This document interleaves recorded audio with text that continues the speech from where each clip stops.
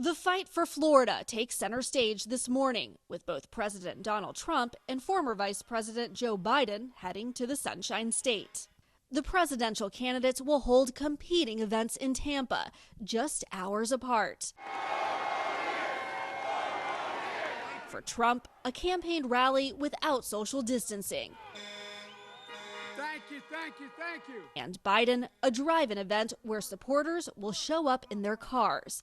The contrast in how the candidates are pushing for final votes, reflecting their outlooks on combating the coronavirus pandemic, as new cases climb across most of the United States. The refusal of the Trump administration to recognize the reality we're living through, at a time when almost 1,000 Americans a day are dying every single day, is an insult to every single person suffering from COVID-19 and every family who's lost a loved one.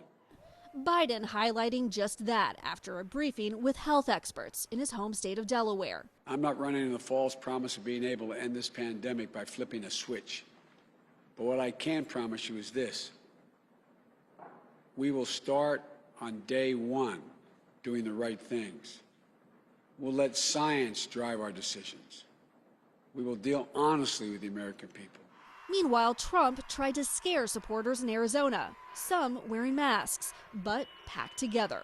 If you vote for Biden, it means no kids in school, no graduations, no weddings, no Thanksgiving, no Christmas, and no 4th of July together. Other than that, you have a wonderful life.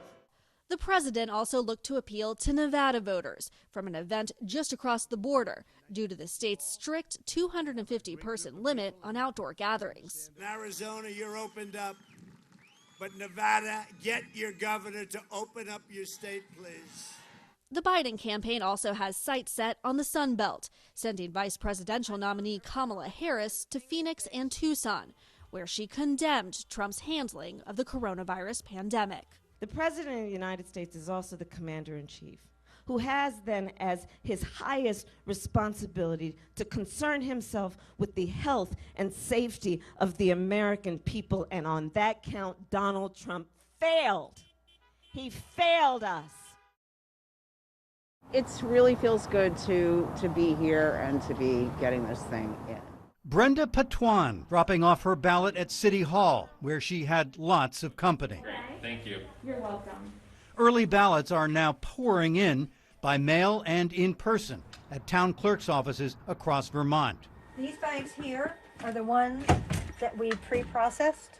At least 221,000 people had voted as of noon Wednesday, on track to set a new all-time record. You can still vote early, or you can vote at the polls on Election Day. At a press briefing, Secretary of State Jim Condos said early voting's gone smoothly so far, but he's issued new guidelines ahead of Tuesday's election. That's a lot of people. In part after President Donald Trump called for an army of his supporters to enter polling places coast to coast to, quote, watch very carefully what happens inside. Now, Vermont officials say poll watchers must pre-register in writing with their town clerk no later than Friday. And prosecutors say they won't tolerate any voter intimidation. Anybody wants to stand around and watch outside the polling areas, they can't interrupt, they can't talk to voters, they can't do anything. As soon as, if anybody comes in to do that, as soon as they start engaging, they will be asked to leave. So we've gone through this with the police and say, okay, what time do we call in the presence? Those planning to vote in person Tuesday are asked to bring a black pen and a face mask. Polls will be set up to preserve social distancing. But if you've already voted early and now want to change your mind, The law is really clear that a voter can't retrieve their ballot and cast another one to change their vote. tensions running high as the nation prepares to vote. And I hope it doesn't end up at the Supreme Court, and I hope it doesn't end up in a civil unrest. I think it's the anticipation of the whole elections. And it's just what us in this community actually saw and faced. Angela Allred has not boarded up, but the manager of Imperial Wine and Spirits in downtown D.C. says she will take that step in the coming days, expecting unrest in the wake of the presidential election. I think that people, want to get closer to the White House to be able to express their concerns and their feelings, and we are as close as they can possibly get. 7 on your side walk through the downtown business district around F and 11th Street and talk to workers who tell us they boarded up about a half dozen businesses Wednesday afternoon. It's sad because we are, small-time business owners that are just trying to make a living. In a flyer distributed, district leaders recommended against boarding up businesses during protests. But Blair at Barbers of St. James says he understands why businesses are taking action, especially after some had to recoup on their own or close down after previous looting.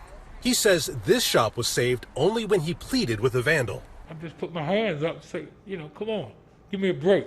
They walked up the street. Allred hopes that all this will prove to be unnecessary, but she can't help but feel the tension. I feel like something has got to give.